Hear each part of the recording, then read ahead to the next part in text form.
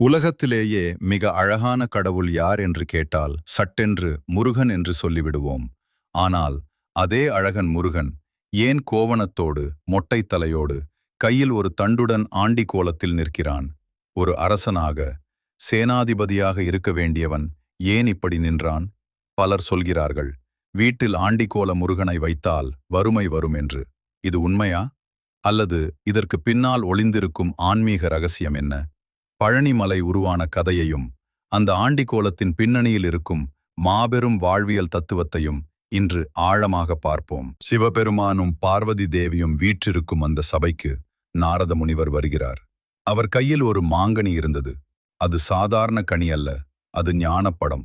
அதை உண்பவர்களுக்கு அழியாத ஞானம் கிட்டும். நாரதர் ஒரு நிபந்தனை விதித்தார். இந்த பழத்தை நறுக்கக்கூடாது, அப்படியே முழுவதுமாக ஒருவர்தான் உண்ண வேண்டும். சிவபெருமான் தன் இரு மகன்களான விநாயகருக்கும் முருகனுக்கும் இடையில் ஒரு போட்டியை வைத்தார். யார் இந்த உலகத்தை முதலில் சுற்றி வருகிறீர்களோ அவர்களுக்கே இந்த ஞானப்படம். முருகன் சிறிதும் யோசிக்கவில்லை. தனது மயில் வாகனத்தில் ஏறி திசையெட்டும் அதிரும் வகையில் உலகத்தை வலம் வர புறப்பட்டார். அவர் ஒவ்வொரு கண்டமாக, ஒவ்வொரு கடலாகத் தாண்டி மிக வேகமாக பறந்தார். மறுபுறம் விநாயகர் அமைதியாகச் சிந்தித்தார். தன் தந்தை சிவனையும் தாய் பார்வதியையும் ஒருமுறை சுற்றி வந்தார். அம்மையப்பனே உலகம் என்ற வேத உண்மையை உணர்த்தினார். சிவபெருமான் மகிழ்ந்து ஞானப்பழத்தை விநாயகருக்கே வழங்கிவிட்டார். உலகத்தை சுற்றிவிட்டு வெற்றி களிப்போடு வந்த முருகனுக்கு அதிர்ச்சி காத்திருந்தது. பழம் விநாயகரிடம் இருப்பதைக் கண்டு அவர் கடும் கோபம் கொண்டார். இது வெறும் பழத்திற்காக வந்த கோபம் அல்ல, இது ஒரு தரிசனம். அவர் உணர்ந்தார், இத்தனை வேகம், இத்தனை ஆற்றல் இருந்தும் என்ன பயன்? இறுதியில் பலன் வேறொருவருக்கு கிடைத்துவிட்டதே என்று எண்ணிய முருகன் தன் உடலில் இருந்த ராஜா ஆடைகளை களைந்தார். வைர வைடூரிய மமாலைகளை தூக்கி எறிந்தார். ஒரு சாதாரண கோவணத்தை மட்டும் கட்டிக்கொண்டு எதுவுமே நிரந்தரமில்லை என்ற உணர்வோடு தெற்கு நோக்கி நடக்கத் தொடங்கினார். முருகன் வந்து அமர்ந்த இடமே திருவாவெனன்குடி, அதாவது இன்றைய பழனி. அவரை சமாதானம் செய்ய சிவபெருமான் பின்னாலேயே வந்தார். மகனே, கோபப்படாதே, அந்த பழம் உனக்கு எதற்கு? பழம் நீ, பழனி என்றார். அதாவது நீயே ஞானத்தின் வடிவம் என்று பொருள். அங்கே அவர் தண்டாயுத பாணியாக நின்றார். கையில் தண்டு ஏந்தி உலகத்தையே துறந்த நிலையில் அவர் நின்ற அந்த கோலம்தான் ஆண்டி கோலம். அவர் ஏன் அப்படி நின்றார் தெரியுமா? நமக்கு ஒரு செய்தியைச் சொல்ல. பிறக்கும்போது எதையும் கொண்டு வரவில்லை, போகும்போது எதையும் கொண்டு போவதில்லை. இடையில் இருக்கும் பற்றுகளை அறுத்துவிட்டு என்னிடம் வா என்பதே அது.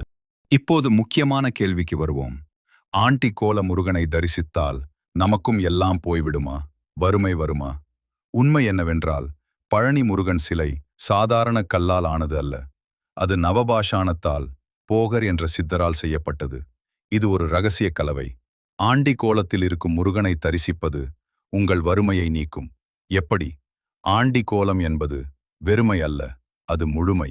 உங்கள் மனதில் உள்ள தேவையற்ற ஆசைகள், பொறாமை, கோபம் ஆகியவற்றை நீங்கள் துறந்தால் மட்டுமே அந்த இடத்தில் இறையருள் நிரம்பும்.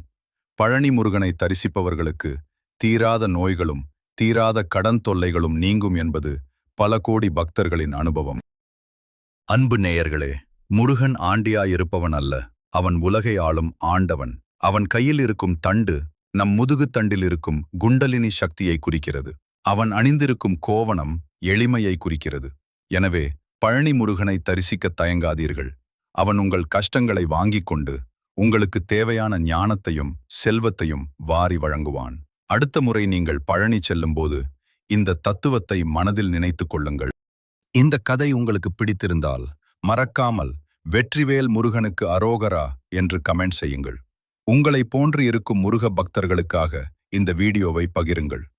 மீண்டும் ஒரு சுவாரஸ்யமான ஆன்மீக தகவலோடு அடுத்த வீடியோவில் பார்ப்போம். ஓம் பழனிமலை முருகனுக்கு அரோகரா.